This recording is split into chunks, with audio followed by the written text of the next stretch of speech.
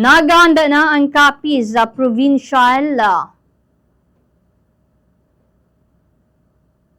government sa mga safety measures agad mapunggan ang paglatas ng African swine fever sa probinsya sa Capiz. Central Views ang Bombo Radio kay Vice Governor Jaime Mitang Magbanwa iyagin payag nga magapatigayon sa hugot nga pagbantay sa border sa intag sa mga kabanwahanan nga apektado agud masigurado nga wala sang may makasulod nga mga kontaminado nga karne sang baboy. Sunod kay Magbanwa nagapakigangot man ang iya talatapangan sa mga local government unit, Provincial Veterinary Office kag Office of the Agriculturist Office nga mangin mabinantayon kag magmonitor sang sitwasyon sa ila siningan na sakupan. Payag pa niya handa man nga magapagwa sang resolusyon ang provincial government nga makabulig sa mas madasig nga paghatag solusyon batok sa pamahog sang virus.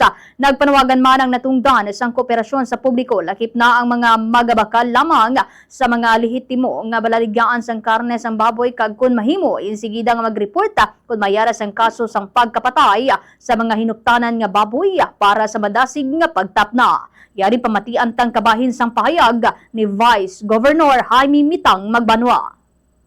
So naghinyo siya nga kinahanglan aton gid nga bantayan ang aton mga borders kag aton pasiguro nga striktuhan ang aton mga pagpasulod sa aton nga boundary labi na gid diri sa Capiz sa mga baboy nga halin dito sa lain nga island sa Negros.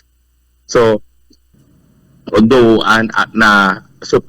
pagkabalo ko sina nangita ko sa paagi nga makontak ko ang aton provincial vet kag sa aton nga provincial agriculture nga kinahanglan makighinon-anon ang inyo Vice Gobernador sa kun ano na ang update sa kaso sang African swine fever diri sa probinsya sang Capiz. So kahapon sang hapon, 1:30 nagkadto sila sa opisina kag naghatag sang backgrounder. Kag dito ko nahibaluan nga ang 3 ka banwa nga gin-check nila positibo gid.